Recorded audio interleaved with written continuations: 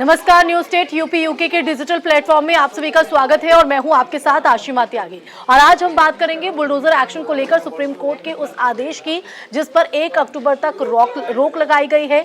और supreme court ने कहा है कि जिस तरह से बुलडोजर एक्शन हो रहा है वो संविधान के खिलाफ है। गैर कानूनी ध्वस्तीकरण पर उन्होंने चिंता भी जाहिर की। हालांकि आपको बता दें कि बुलडोजर कार्रवाई पर पूरी तरीके से फुल स्टॉप नहीं लगाया गया है। तो आज हम इसी पर चर्चा करेंगे कि आखिर सुप्रीम कोर्ट ने इस पूरे संदर्भ में क्या आदेश दिया है। और इस चर्चा में हमारे साथ पंकज जी और साथ ही गौरव भी जुड़ेंगे। गौरव, सबसे पहले तो आप ये बताइएगा, क्योंकि एक बार फिर बुलडोजर एक्शन सुर्खियों में है और ये पूरा मामला जब से सुप्रीम कोर्ट में गया है सबकी निगाहें सुप्रीम कोर्ट पर ही बनी हुई है। अब जिस तरह से ये आदेश सामने है, पहले तो आप ये आदेश में क्या कुछ कहा गया है सुप्रीम कोर्ट की तरफ से, क्या कुछ रहा है, जरा बताइएगा। सुप्रीम कोर्ट ने टिप्पणी करी है कि जो अभी बुलडोजर एक्शन है वो फिलहाल 1 अक्टूबर तक बंद कर दिए गए हैं। कुछ दिशा निर्देश जारी करने के बाद इस प्रकार के आगे जो होंगे कार्रवाई होंगे। उसमें कुछ चीज़ें रोक, जैसे सड़क पर फुटपाथ अतिक्रमण पे था, जो नदी नाले के किनारे बसा हुआ क्षेत्र है उसको छोड़ के कुछ विशेष चीज़ों को छोड़ के फिलहाल जो निजी संपत्ति है उन पे बुलडोजर एक्शन को लेकर मनाही है सुप्रीम कोर्ट की तरफ से। अगली सुनवाई 1 अक्टूबर को होगी। उसके बाद कुछ दिशा निर्देश जारी किए जाएंगे। उसके बाद से बुलडोजर एक्शन को लेकर बाकायदे SOP तैयार की जाएगी, उस हिसाब से होगा। लेकिन इसके आप एक चीज़ देखिए कि जब सुप्रीम कोर्ट में तुषार मेहता जो सॉलिसिटर हैं, जनरल सॉलिसिटर हैं, उन्होंने जब दलीलें पेश करी सरकार की तरफ से, तो उन्होंने कहा कि जो भी कार्रवाई हुई है, बुलडोजर एक्शन हुआ है सरकार की तरफ से, वो दोषियों पे हुआ है, उनमें पूरा कानूनी प्रक्रिया का एक पालन करते हुए हुआ है।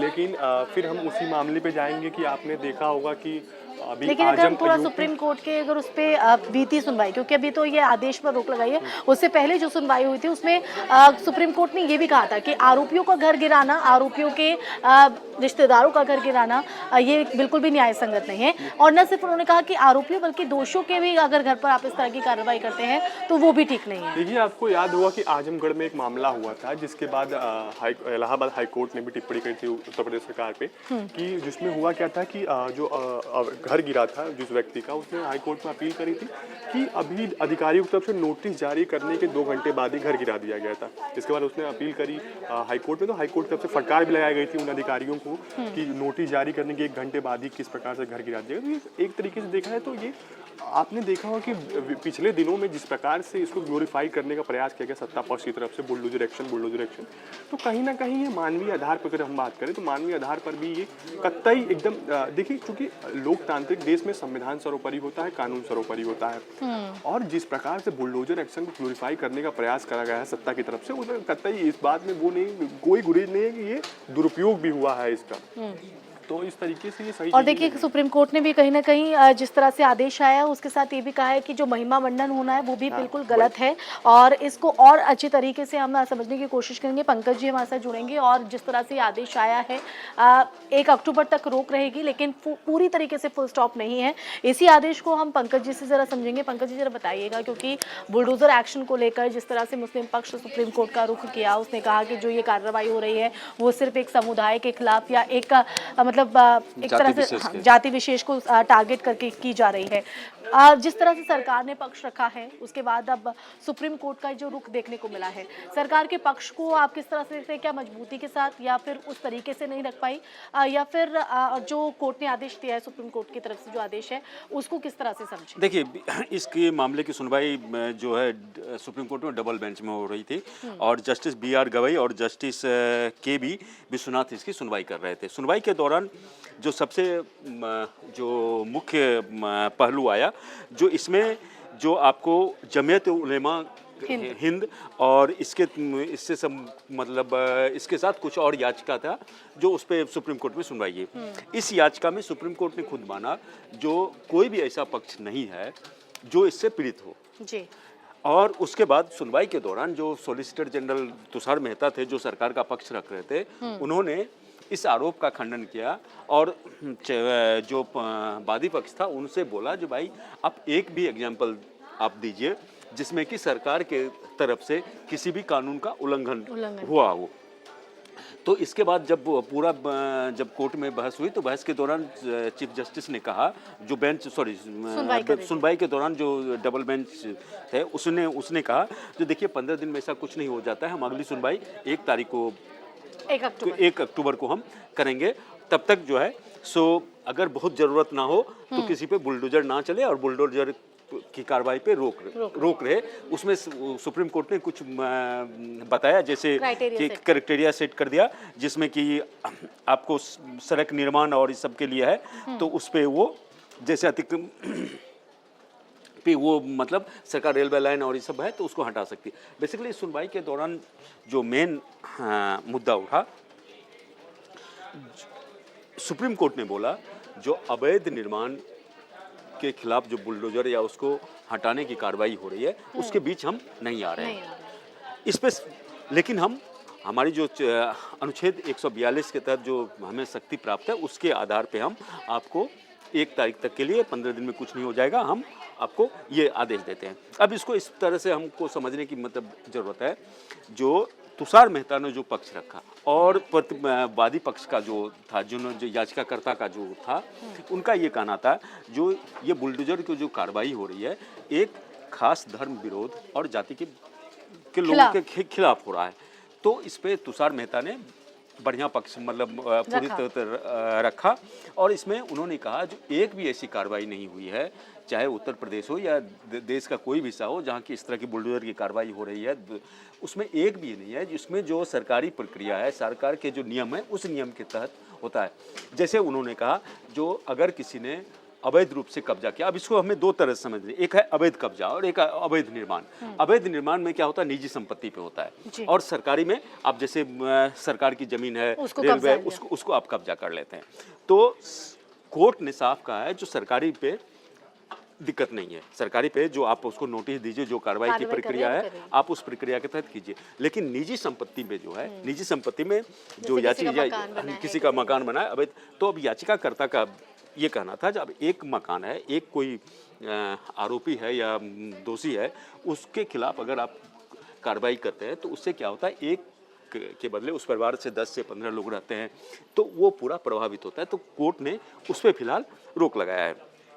साथ ही कोर्ट ने ये कहा जो आप जो इसका महिमा मंडन, नेता वगैरह जो इसका महिमा मंडन करते हैं बुलडोजर, तो बुलडोजर को का महिमा मंडन नहीं हो चाहे और उसको न्याय का एक पैमाना इसको नहीं माना जाना चाहिए। शायद यही वजह कि संविधान के मूल्यों के खिलाफ इस कार्रवाई को माना गया है। एक तरह से अगर देखें तो जब ये पूरी सुनवाई हो रही थी तो उस दौरान ये भी कहा गया था कि जो बुलडोजर एक्शन है ये संविधान के मूल्यों पर चल रहा है, कानून के कहीं ना कहीं खिलाफ है। लेकिन अगर हम बात करें तो सरकार को एक झटके के तौर पर भी, चाहे वो विपक्ष है तो कुछ लोग इसको झटके के तौर पर भी देख रहे हैं, उस पर आपका क्या कहना है?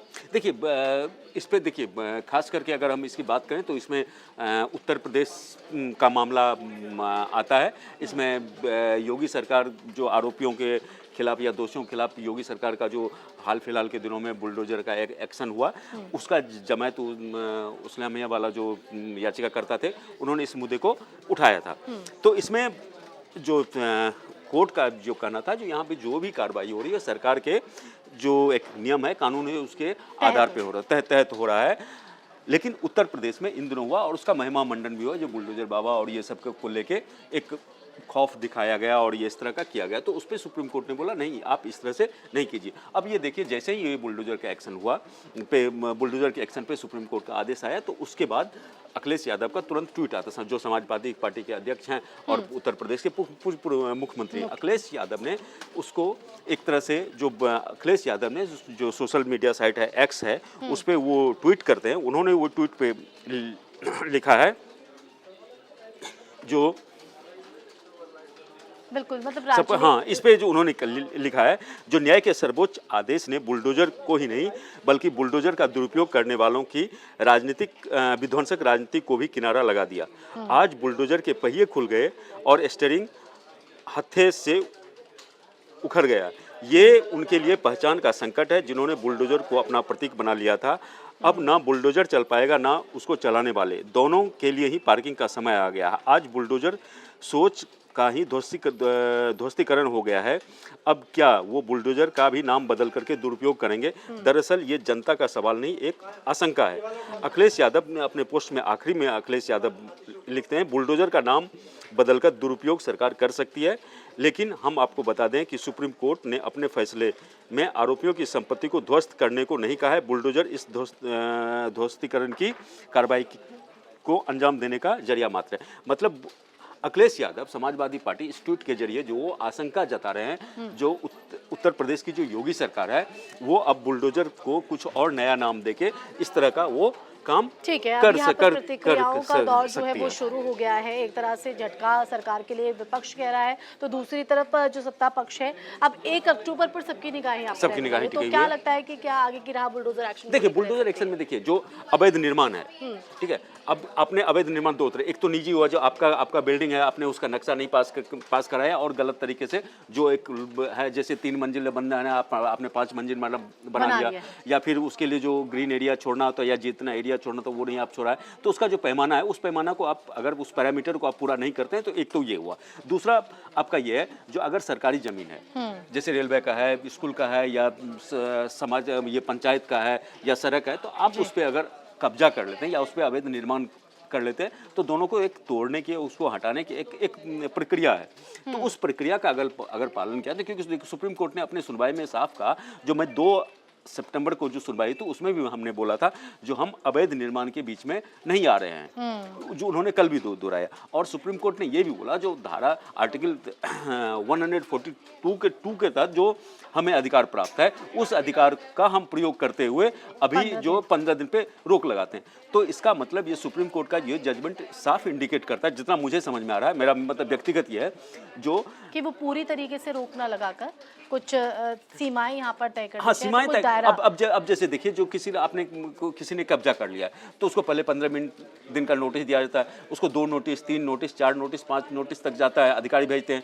अगर उसके बाद भी वो खाली नहीं किया जाता है तो फिर उनका तोड़ा जाता है। तो इस तरह का है, क्योंकि अगर सुप्रीम कोर्ट के लिए भी ये है, अगर सुप्रीम कोर्ट अवैध निर्माण और अवैध कब्जे को की बात को मान लेती है तो फिर तो हर जगह होने लगा। और सुप्रीम कोर्ट बोल रहा है, जो सुप्रीम कोर्ट सीधे बोल रहा है जो हम इसके बीच में नहीं आ रहे हैं और हम किसी भी तरह से इसको जायज नहीं ठहरा सकते। साथ ही सुप्रीम कोर्ट ये बोलता है जो अधिकारी हैं वो जज ना बन जाए, मतलब वो भी थोड़ा सा एक मानवीय संवेदना का भी ध्यान रखें और इस तरह का कोई काम ना हो जो उसके कारण बिना आप किसी को समय दिए और सिर्फ दोषी है और इसके आधार पे आप कार्रवाई कर दिए। तो जब भी इस तरह का होता है और सुप्रीम कोर्ट में तो सॉलिसिटर जनरल तुषार मेहता ने बताया, आप एक भी एग्जाम्पल ये बता दीजिए जिसपे कि नियम का कानून को जो सरकार का कानून है उस कानून को का आप पालन नहीं हुआ तो उस समय में अवहेलना हुई है उसमें। हाँ, तो उसके बाद ये है जो मुझे लगता है जो सुप्रीम कोर्ट में इसको तमाम बिंदु को एक बार फिर से 1 अक्टूबर पर 1 अक्टूबर एक देखिए अपने पक्ष को मजबूती से रख सकती है इन तमाम बिंदु को, इन तमाम। और सुप्रीम कोर्ट मुझे ये लगता है जो उसका एक पैरामीटर तय कर दिया, अगर किसी ने सरकारी कब्जा कर लिया तो उसको कितना नोटिस जाना चाहिए, कितने दिनों का नोटिस जाना चाहिए, कितना अर्जेंसी है उसको खाली कराने के लिए। ये फिर जो आपका निजी संपत्ति किसी ने अवैध तरीके से घर का निर्माण कर दिया बिना जो MCD और या फिर लोकल जो अथॉरिटी का जो नक्शा होता है उसको पास नहीं करा, तो उसके लिए एक पैरामीटर एक क्राइटेरिया जो होता है जो यूनिवर्सल हो सकता है, पूरे देश में वो लागू हो सकता है। बिल्कुल, तो देखिए बहुत अच्छे तरीके से पंकज जी ने हमें बताया है कि किस तरह से जो आदेश अभी फिलहाल देखने को मिला है। हालांकि अभी 1 अक्टूबर पर सबकी निगाहें यहाँ पर रहने वाली होगी क्योंकि सरकार अपना पक्ष किस तरह से एक बार फिर से यहाँ पर रखती है और फिर उसके बाद आगे की राह बुलडोजर एक्शन को लेकर किस तरह से देखी जा सकती है ये देखना होगा। चर्चा पर यहीं विराम लगाते हैं, फिर हाजिर होंगे एक नए टॉपिक के साथ। तब तक के लिए नमस्कार।